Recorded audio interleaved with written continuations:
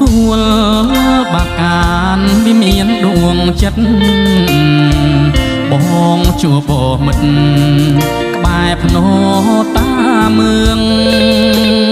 ថ្ងៃនោះបងបានឲ្យផ្កាស្បៃរឿងមួយតងពណ៌លឿងអូនសៀតកេសាព្រៀងលិខិតមាសស្ងួនម្ចាំងបេះដូងបងជាក្ដាមគ្រងលងស្នេហ៍ជីវ៉ា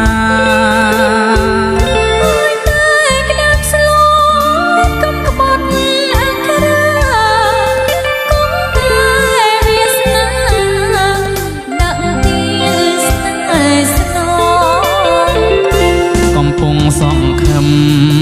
កម្មយើងត្រូវប្រត់យើងគ្មានពោស័ព្ទដល់បាត់ដំបងមកជួបអូនទៀតនៅដំណាំងលួងស្បៃរឿងមួយតតាមបងអត់ឃ្លីម្ដងនេះយើងស្គាល់ចិត្តគ្នាច្បាស់ហើយតែប្របងហើយចាំយើងរវិតប្រអូនត្រូវរៀបការនឹងគេទៀត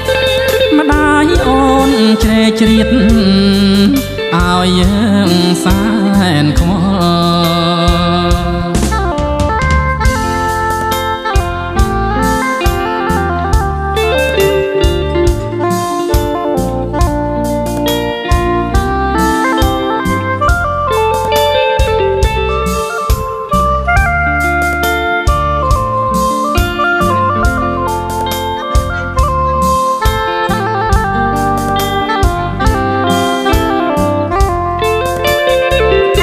ដើម្បីស្នេហ៍ពិត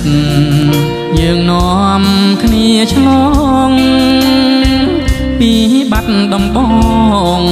ទៅរតនមណ្ឌលបីលិនសុំសងសុភ័ក្រមង្គល